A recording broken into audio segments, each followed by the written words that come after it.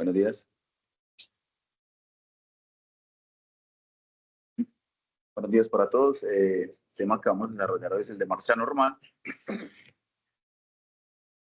Como contenido de la charla, entonces vamos a empezar con una ligera introducción. A continuación pasaremos a desarrollar cuáles son los componentes de la marcha, cómo es el desarrollo de la marcha durante el ciclo de crecimiento. En la parte siguiente vamos a desglosar cada uno de los pasos del ciclo de la marcha y vamos a hacer un breve resumen clínico de cómo vamos a evaluar la marcha en los niños. Como introducción, tenemos que la marcha viene evolucionando a través de la historia desde la marcha en cuatro extremidades, donde tenemos un centro de masa dentro de la base del soporte, lo cual permite una marcha más estable, más rápida, debido a que el centro de soporte permite que las extremidades posteriores vayan por delante de las anteriores, y de esta manera se impulsa y se logra una zancada más rápida, más veloz y más estable, utilizando toda la extensión del cuerpo, incluyendo la columna, y dando, como les dije, una mayor zancada y mayor velocidad.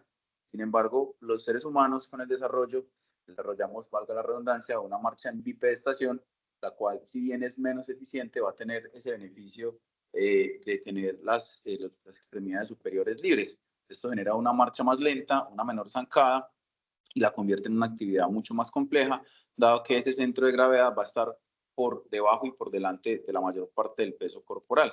Para esto vamos a necesitar un balance o un sistema de control muy eficiente, una fuente de energía que se logre optimizar, ya vamos a ver más adelante cómo la marcha optimiza la energía, y un sistema de palancas que genere una fuerza y que a su vez nos dé ese movimiento.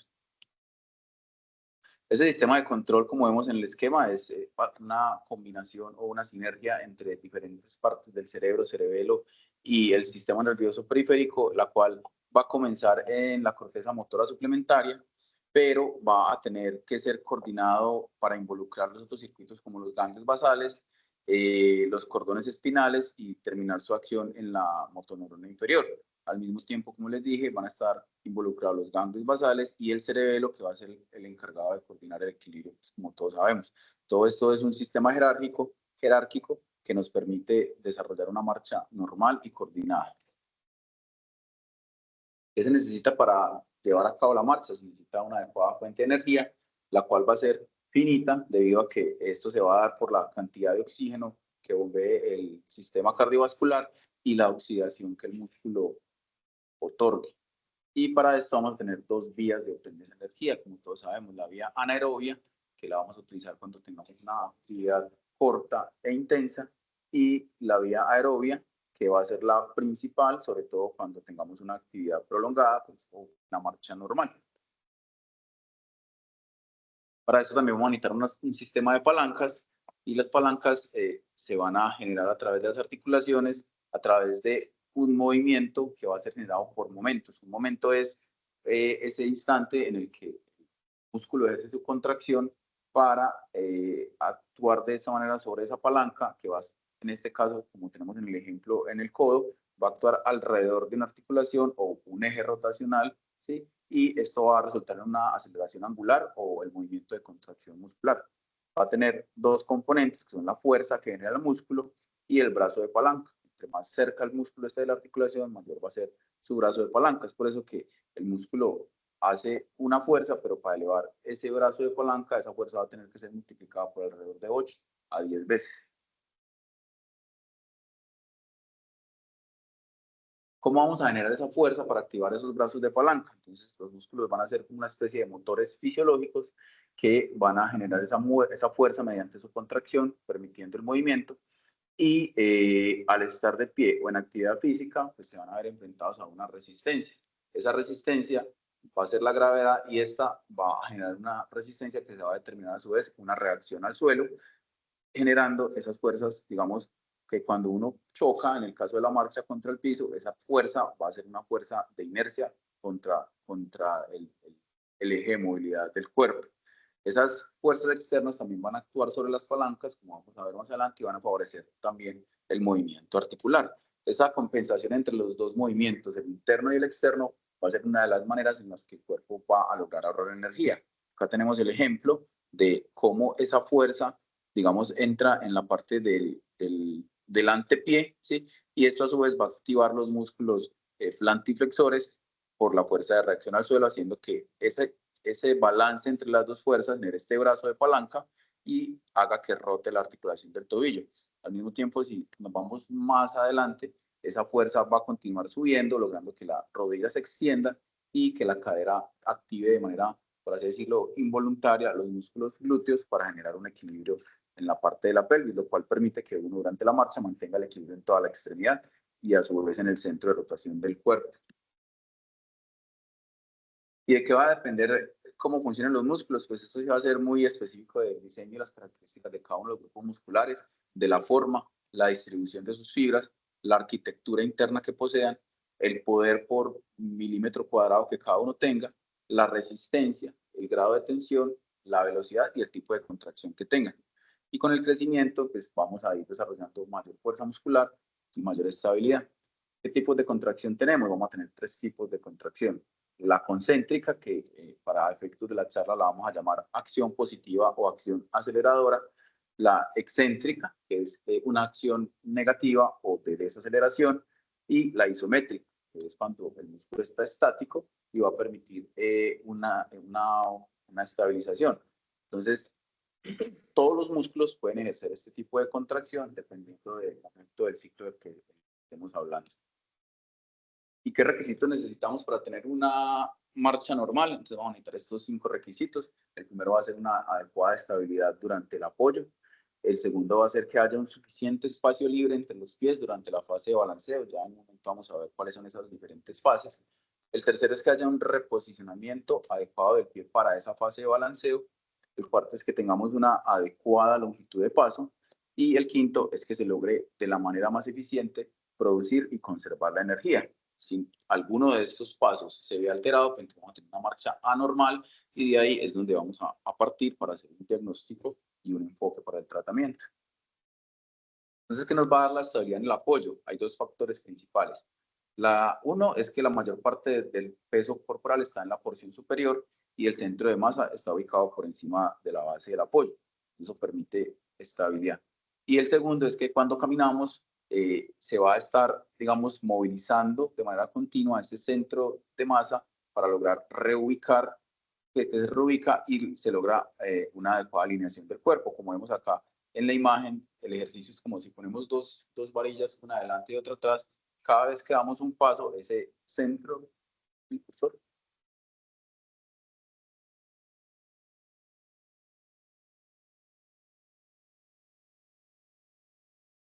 acá vemos como esas varillas van a estar reacomodándose, ¿sí?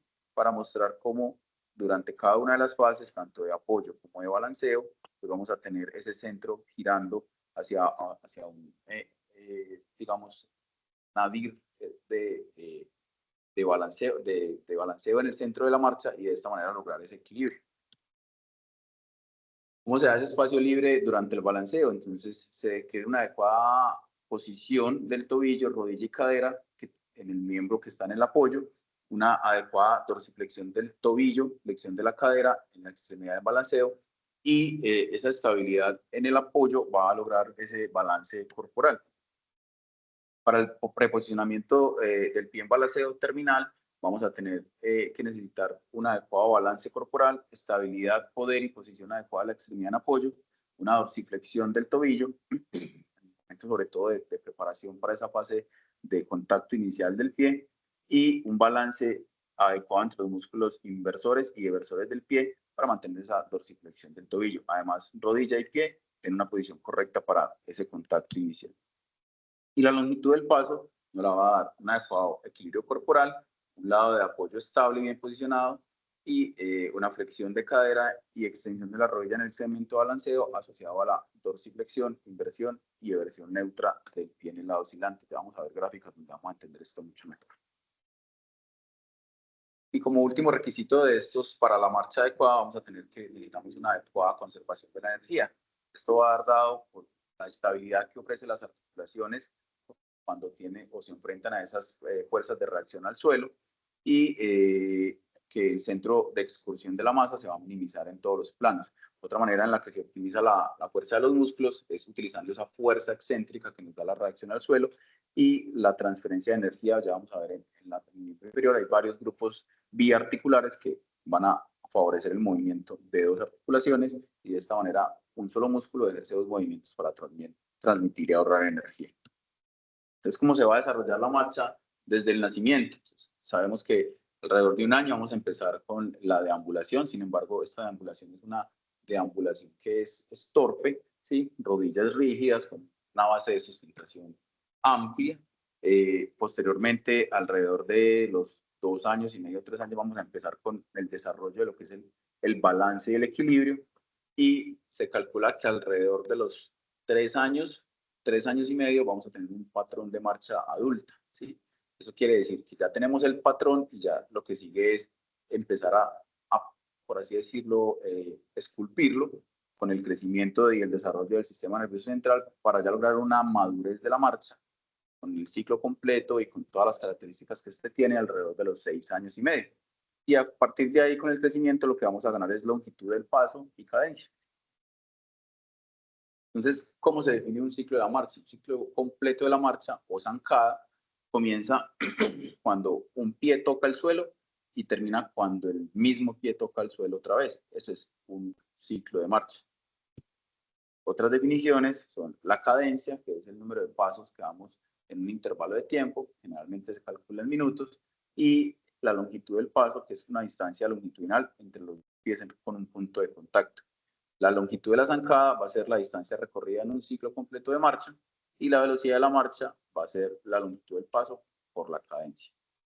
Y ahora sí, entonces, ¿cómo se divide este ciclo de la marcha? Entonces, el ciclo de la marcha va a tener periodos, tareas y fases. Entonces, los periodos van a ser el periodo de soporte y el periodo de balanceo. Generalmente se dice o se calcula que ese periodo de soporte va a ser del 60% y el de balanceo va a ser del 40%. Sin embargo, ya vamos a ver que esto viene siendo 40% de soporte, 40% de balanceo y otros 2 ciclos de 10% que van a ser de apoyo bipodal. Entonces, las tareas que va a tener la fase de soporte va a ser el weight acceptance o el contacto inicial y el apoyo monopodal. Y la de balanceo va a tener la de avance de la extremidad. Y las fases, que van a ser 8 fases, van a ser el contacto inicial, que es cuando a ver, el talón toca el piso, luego hay una respuesta a esa carga o a esa fuerza de reacción al suelo, para después tener 2 fases de apoyo, que van a ser el apoyo medio y el apoyo terminal, y una fase intermedia que se va a llamar el prebalanceo, donde posteriormente van a ir las diferentes fases del balanceo de la marcha. Acá tenemos una gráfica donde podemos explicar mejor eso, y es este. Entonces, el contacto inicial, cuando el talón toca el suelo, la fase de respuesta a la carga, que es cuando ya tenemos un pie plantígrado, ¿sí? Bueno, y acá ya vemos en el contacto inicial hay una primera fase de doble apoyo, luego el contacto inicial de carga, la respuesta a la carga, cuando ya tenemos una planta completa en el suelo y se genera esa fuerza de reacción a piso, para continuar con las fases de apoyo medio y apoyo terminal, y por último el prebalanceo, que sería la segunda fase de doble apoyo en el ciclo de marcha. Entonces vemos que estas 2 fases son de doble apoyo y este sería el 40% del apoyo monopodal. Y al mismo tiempo, mientras una extremidad se encuentra en ese apoyo monopodal, la siguiente va a estar en balanceo. Y eso es lo que hace que sea 40-40 y 10 y 10. La fase de balanceo es un movimiento similar a un péndulo. Los objetivos son el avance, proporcionar espacio para los pies y permitir variaciones en la cadencia. Entonces, a mayor, digamos, longitud en ese balance, vamos a tener una mayor cadencia y a menor longitud una menor cadencia. Al mismo tiempo, es una fase que nos permite conservar energía, dado que es un movimiento casi que involuntario. ¿Cómo se va a dar esta fase? Va a haber una fase de aceleración, una fase de transición y posteriormente una fase de desaceleración que nos va a permitir prepararnos para el apoyo de esa extremidad que está en balanceo. Y acá vemos cómo sería un ciclo completo de la marcha, ¿sí? Donde empezamos con un apoyo bipodal y terminamos nuevamente con un apoyo bipodal. Y acá tenemos como el resumen de cómo es todo el proceso de la marcha. Al mismo tiempo vamos a necesitar un balance en todos los músculos que lo describen como un flujo más o menos natural, donde la secuencia de contracciones excéntricas y concéntricas van a estar dadas desde la cadera hasta la parte distal de la extremidad. Sin embargo, esto pues es como un esquema simplificado, dado que para que haya un ciclo de la marcha, como tenemos movimiento de las dos extremidades, todos estos músculos van a estar actuando de manera más o menos superpuesta. Y para desglosar cada uno de lo que nos representa el ciclo de la marcha, entonces vamos a ir etapa por etapa y vamos a empezar por lo que es el balanceo terminal. Esa fase es una fase de desaceleración de la extremidad que viene en balanceo. Ok. Entonces, cuando venimos a este pie en apoyo, el balanceo terminal, el balanceo terminal es cuando el pie ya viene acá preparándose para. ¿Sí? Esta fase es una fase donde el pie viene acelerando, el cuerpo empieza a accionar esos músculos desaceleradores, hay dorsiflexión del pie y nos prepara para ese contacto del talón. ¿Sí? Se requiere una elevación y rotación interna de la pelvis y el pie pasa de rotación externa a rotación interna, que sería la posición adecuada para el apoyo. Entonces acá vemos en la gráfica cómo estos músculos de la región de los gastronemios hacen esa fuerza isométrica para mantener la cadera flexionada. Entonces acá les represento lo que es los músculos biarticulares. El complejo gastrocnemio viene desde la parte pélvica hasta la parte de la posterior proximal de la tibia. Al hacer ese sí, isquiotibiales, perdón. Complejos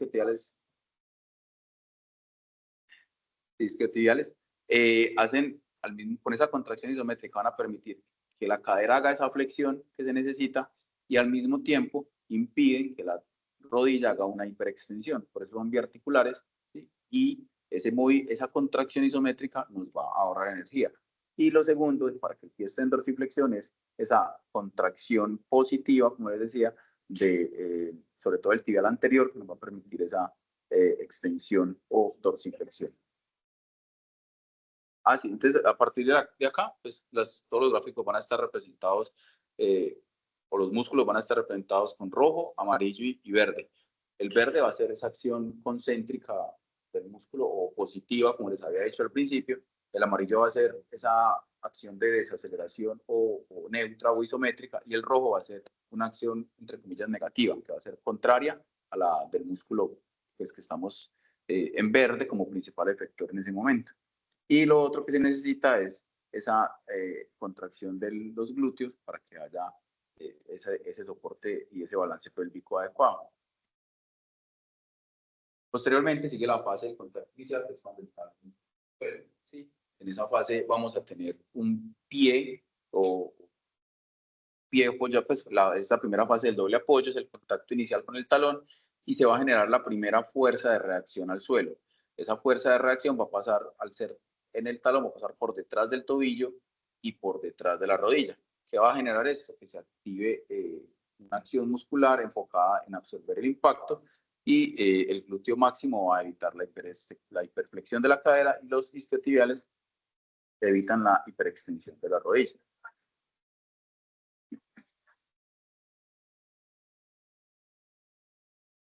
Uh-huh.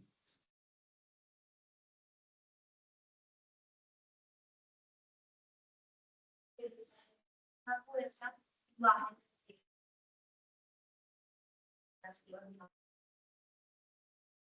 Entonces acá volvemos a ver la gráfica. Acá, digamos, aparte de lo que ya les expliqué de los grupos, quiero que vean muy bien es lo de la fuerza de reacción al suelo. Cuando el talón choca, se genera esa fuerza de reacción al suelo y ya vamos a ver cómo afecta ahorita eso o cómo favorece eso enseguida las siguientes fases de la marcha. Eso pasa por detrás del talón, por detrás de la rodilla y más o menos al centro de rotación de la cadera. Eso permite que la rodilla se extienda y que esa, digamos, fuerza de reacción active los músculos que hacen la acción contraria, que serían el recto femoral y el tibial anterior. Y es acá donde entra a jugar la siguiente teoría, que es la teoría de los tres rockers. ¿Qué son los tres rockers? ¿Señora? Sí, me sé. Es que en la literatura es malo, porque por ejemplo, cuando uno habla de metatarsalgia, entonces metatarsalgia el primer rocker, para que también sienten rockers o mecedoras. ¿Qué son los rockers? Pues, para entenderlo más fácil, esto va a ser un movimiento similar al de una rueda en el pie, que va a utilizar esa fuerza de reacción al suelo para impulsar la articulación del tobillo, ¿sí? Entonces, el primer y el segundo rocker son rockers de mecedora, son de desaceleración, ¿sí? Están involucrados la fase de contacto inicial, la fase de soporte medio y de soporte terminal. Y el tercer rocker va a hacer que toda esa fuerza, una rueda, se impulse para que el pie vuelva y despegue del suelo, ¿sí? ¿Entendieron ahí el concepto? Porque es importante. Entonces, ¿cómo es eso? La respuesta a la carga o el primer rocker es desde que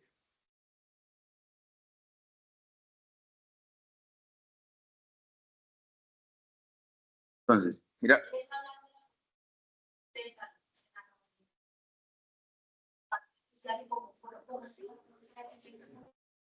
entonces vamos a hacer como así un residente acá.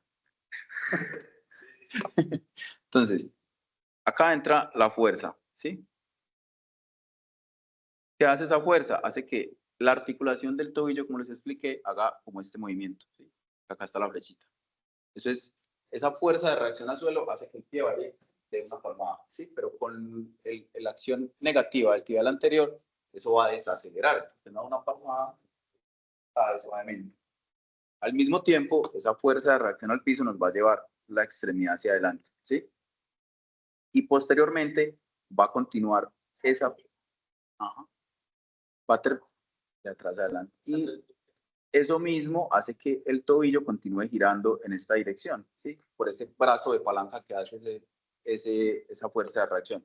Y toda esa fuerza posteriormente se va a concentrar en la punta del pie para que, por así decirlo, salga disparado el pie hacia arriba, ¿sí? Que por eso se llama la fase de despegue. Entonces, como una ruedita, pero al mismo tiempo hace que el pie despegue.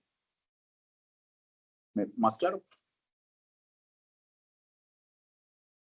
Entonces, en esa fase de respuesta a la carga o de primera mecedora, vamos a entenderla como la fase desde que el pie toca el piso con el talón hasta la fase donde ya, recordemos que cuando el pie toca, cuando ya tenemos el pie totalmente en el piso, el pie va a despegar, entonces ahí termina esa fase de respuesta a la carga. Esa primera fase va a ser una fase de absorción del impacto, como les expliqué. El tobillo y la rodilla son fundamentales, dado que la gravedad o esa fuerza de reacción va a impulsar la extremidad. Y al mismo tiempo, pues, como es la que absorbe lo que decía la doctora, el pie cae con mucha fuerza y uno está soportando ahí hasta el 120% del peso corporal. Entonces, los otros músculos que van a ejercer una acción muy importante para que el pie se mantenga en ese balance van a ser los músculos del cuádriceps. ¿Listo? Y acá ese eje o ese vector o esa fuerza de reacción al piso continúa por detrás de las articulaciones y en el centro de la cadera. ¿Listo? Y a continuación sigue el apoyo medio, donde ya vamos a empezar a ver lo que es la segunda mecedora, ¿sí? Esa inicia con el despegue de la extremidad contralateral hasta la elevación del talón. ¿Ya? Entonces, inicial, ya el pie despega, ese sería el apoyo medio, ¿sí? La fase contralateral está en balanceo medio y, y genera un movimiento suave hacia adelante con la extremidad en apoyo. ¿Sí? Es movimiento ya, por todo lo que hizo la fase anterior que desaceleró, absorbió el impacto y todo, entonces un movimiento suave. La función principal va a ser controlar esa fuerza de reacción al suelo que es tan fuerte, ¿sí? Y mantener la estabilidad al mismo tiempo que ahorra energía.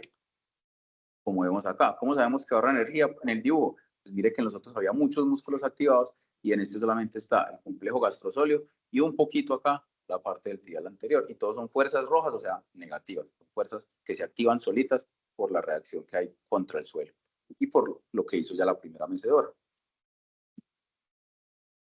Y el apoyo terminal o el tercer rocker, ese ya va a iniciar cuando el talón despega del suelo. Todo esto es el apoyo bipodal. Perdón, la segunda etapa donde hay apoyo bipodal. Acá se van a activar el complejo gastrosóleo y los flexores del pie para contrarrestar la dorsiflexión que va a ser fuerte y va a impulsar ese pie. Por eso es llamada también la fase de propulsión o de despegue, ¿sí? Vamos a tener una cadera en extensión y una pelvis en algo de rotación externa. Y la extremidad contralateral va a estar en ese balanceo terminal ya preparándose para el apoyo. ¿Sí? Como vemos acá, entonces ya el pie va a despegar, ya toda esa fuerza de reacción al suelo se concentra acá en la parte del antepié, va a generar ese brazo de palanca sobre el tobillo, va a activar el complejo gastrosóleo, ¿sí? Y al mismo tiempo va a activar la parte de el tibial anterior o los dorsiflexores para que el pie no se arrastre. Entonces tiene que levantarse para no arrastrarse durante la marcha.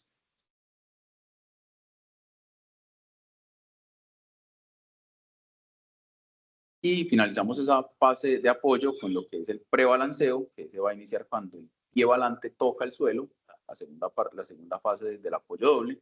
Acá vamos a tener activación sobre todo de los gastronemios, que nos van a generar esa plantiflexión y flexión de la rodilla, al ser también músculos biarticulares. Recordemos que el complejo gastrosóleo son gastronemios y sóleo, y los gastronemios se van a insertar en la parte posterior de los cóndilos femorales.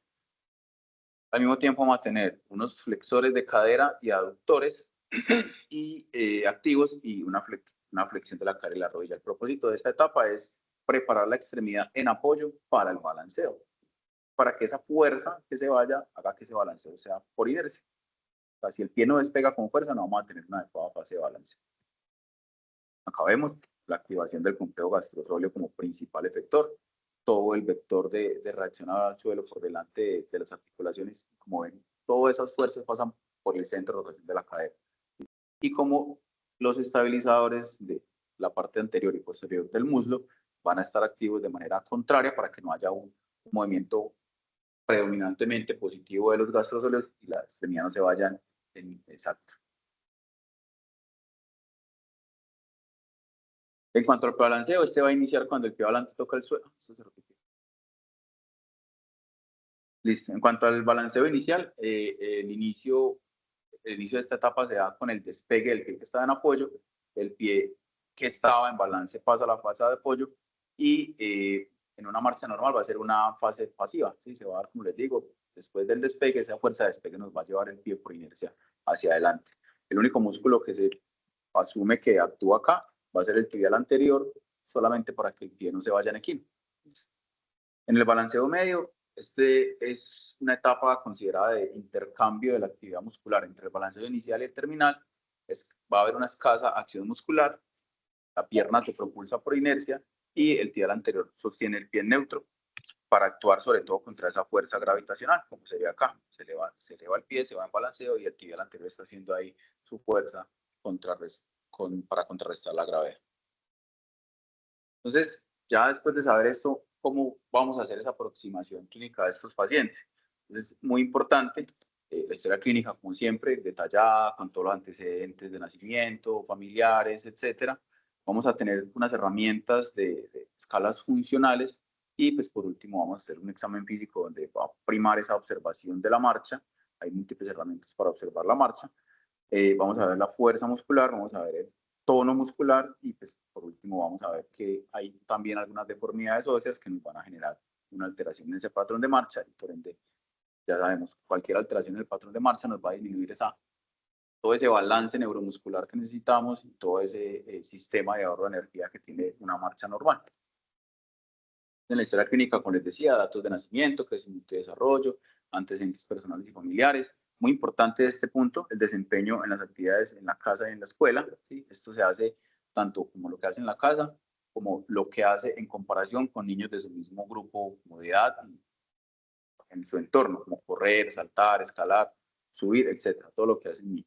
Si duele o no duele, y esa dificultad que pueda llegar a tener un niño para adecuarse o aprender nuevas prácticas.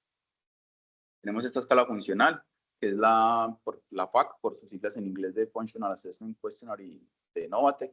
Es una escala validada para niños, evalúa al niño en su ambiente natural y es basado en el relato de los padres. Va de 1 a 10, donde 1 es la peor calificación y nos dice que el niño no puede dar ningún paso, y 10 es un niño, digamos, normal, que camina, corre, escala, pues hace todo como un niño, se cae del pasamanos, etc.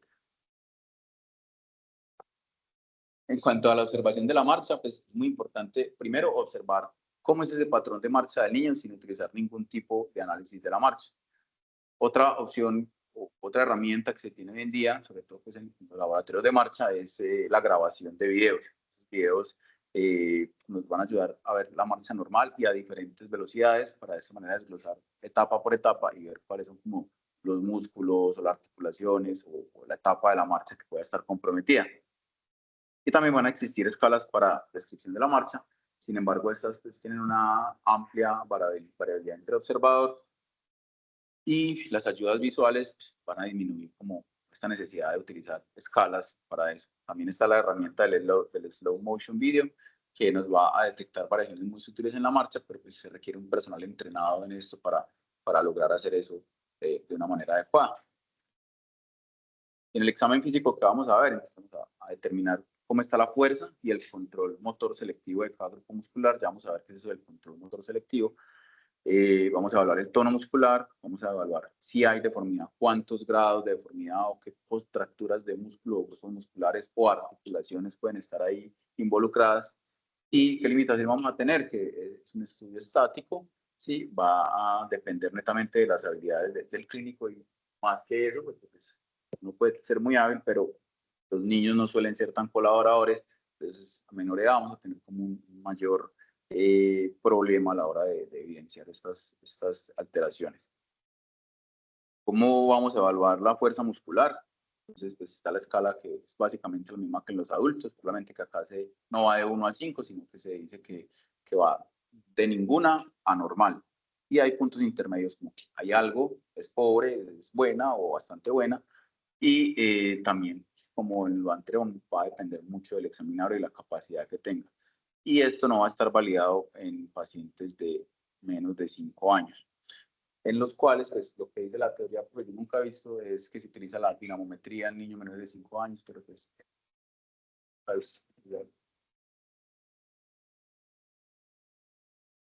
¿cómo es eso del control motor selectivo? El control motor selectivo es la capacidad de ejercer un movimiento voluntario en un solo grupo muscular. Entonces, usted le dice, flexione, flexiona, ¿sí? Bueno, el control selectivo. Y usted va a evaluar un solo músculo o un solo grupo muscular. Esto es muy importante porque los niños con alteraciones en la marcha, por ejemplo, parálisis cerebral, van a presentar un desbalance de esa movilidad selectiva. Ellos lo que van a hacer muchos movimientos compensatorios para lograr un movimiento simple como la flexión de la cadera. Lo vamos a calificar en 3 niveles, donde el 0 es que no va a lograr ningún movimiento aislado, el 1 es que logra parcialmente un movimiento y el 2 es que el movimiento es completo del grupo muscular indicado. Para este hay un ejemplo para la flexión de la cadera, ¿sí? Entonces, con el paciente sentado, se pone la cadera a 90 grados y se le dice que la levante, ¿sí? Está sentado a 90 grados, levante la cadera. Vamos a ver que si es 2, es que va a lograr esa flexión de la cadera sin que haya una aducción o ninguna rotación del tronco. ¿Sí? Va a levantar bien. Cuando ya es 1, es que el niño logra esa flexión, pero puede que necesite aducir o abducir la cadera o que necesite como nivelar el tronco para que le eleve la cadera.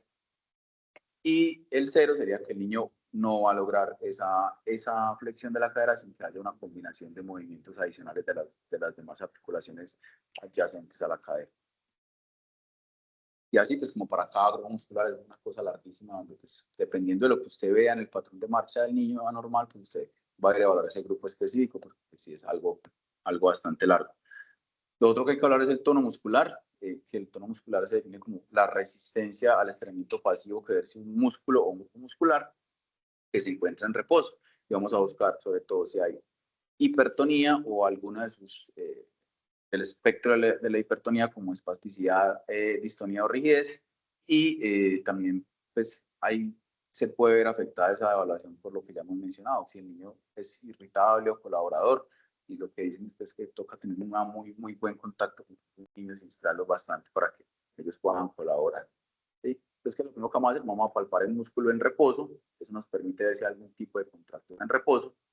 Posteriormente, vamos a empezar a hacer movimientos suaves y eso nos va a permitir ver si el niño empieza a desarrollar algún grado de espasticidad. La espasticidad se va a ver cuando uno va, a medida que uno va aumentando la velocidad de esos movimientos suaves, va pasando movimientos rápidos, el músculo va a empezar a hacer mayor resistencia y vamos a ver si hay espasticidad. Posteriormente vamos a empezar a hacer cambios de dirección buscando resistencia. En ese entonces vamos a ver si hay distonía, sobre todo el muscular del otro lado. ¿Sí? cuando empezamos a mover la extremidad, pues el otro va a empezar a hacer esos movimientos anormales. Y posteriormente pues vamos a empezar a hacer lo mismo, pero con la extremidad contraria. Y si es posible, siempre pues grabar en video para posteriormente analizar adecuadamente esos datos. Además de eso, tenemos algunos signos clínicos que nos permiten ver si ciertos grupos musculares involucrados en la marcha o de los que son principales en la marcha van a presentar algún tipo de contractura, como el test de Silverskill, que nos va a permitir diferenciar si hay contractura entre el complejo gastrocnemio o el complejo sóleo. Lo que vamos a hacer es que vamos a tener el niño con una rodilla flejada a 90 grados, el retropié en varo máximo y dorsiflexión, como se ve en la imagen de arriba, ¿sí? Y posteriormente vamos a extender la extremidad. Lo que vamos a determinar ahí es que si el niño, a pesar de que usted le tenga la resistencia, le hace una plantiflexión, vamos a ver que hay una contractura de los gastronemios. El otro test que tenemos importante es el test de Duncan y Eli, que lo que nos va a evaluar es si hay algún tipo de contractura en el recto femoral. Vamos a posicionar al niño en decúbito prono, vamos a tener inicialmente el pie en extensión y si al llevarlo a flexión de la rodilla vemos que se levanta la pelvis de la extremidad que estamos evaluando, vamos a tener que tenemos una contractura del complejo recto femoral. Lo otro que hay que ver es si hay algún tipo de deformidad ósea marcada en los niños, sobre todo pues, las que vamos a ver a continuación, como la anteversión femoral. Recordar que la anteversión femoral es, como se ve en la imagen de acá abajo, la relación que hay entre el eje del cuello femoral y los cóndilos femorales. Para eso tenemos que tener los cóndilos alineados contra la camilla y de esa manera vamos a ver qué tanta rotación externa, por así decirlo, tiene la pierna y ese ángulo que nos da entre la línea de los cóndilos pues paralela hacia la parte central del pie, pues va a ser esa anteversión femoral. Esta anteversión femoral, pues en los niños recién nacidos va a ser alrededor de 40 grados y va a ir disminuyendo progresivamente hasta más o menos los 10 años, que es que se calcula que ya tiene la anteversión femoral del adulto alrededor de los 15 a 20 grados. Si se considera un problema, siempre que sea mayor de 70 grados. Estar pendiente de esa parte. Va a estar principalmente comprometida en estos niños con parálisis cerebral, o niños con hipotonía o hiperlaxitud, que los músculos no van a empezar a hacer como esa desrotación del eje femoral. Clínicamente vamos a ver un aumento en la rotación interna de las caderas y también se puede ver alteraciones en la zona de la columna, lordosis lumbar, hiperlordosis lumbar. Otro que puede pasar que nos altere la marcha es que haya una patela alta. Digamos que yo estuve buscando, profe, como si había alguna medida radiográfica, así como en los adultos, para ver una patela alta en los niños. Y encontré que se pueden extrapolar las de los adultos, pero que en los niños más chiquitos sí el diagnóstico es netamente clínico.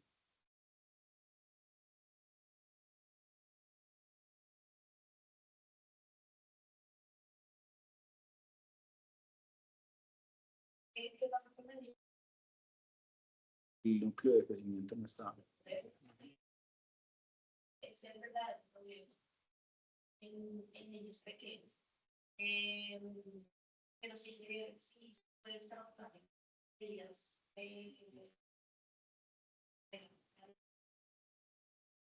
Sí, sí, es que yo sí que se podía extrapolar, pero que no.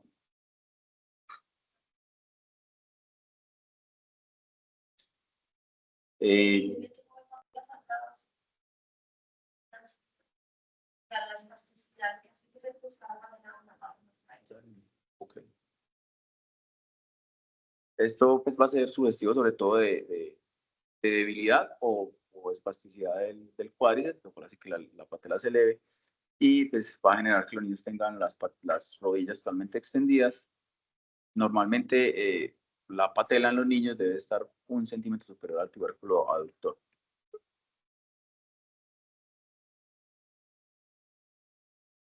Lo otro que hay que medir es la torsión tibial. Esta la vamos a medir con el ángulo muslo-pie. Se mide como está en la imagen, el paciente en decúbito prono, rodilla a 90 grados y tobillo a 90 grados. Se debe garantizar que el pie esté en neutro y que la subtalar pues, también esté en neutro. ¿Sí? Esto que nos va a buscar asimetrías y vamos a tener esa limitación de que si hay una contractura en equino o hay un varo o algo severo, pues no vamos a poder bloquear esa subtalar y no vamos a tener un ángulo de apoyo. Ujú.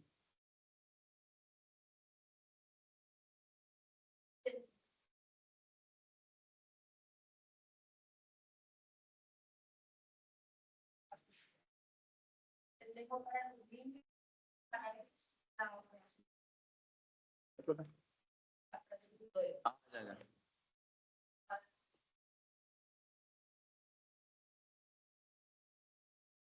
Tengo leyes, pero no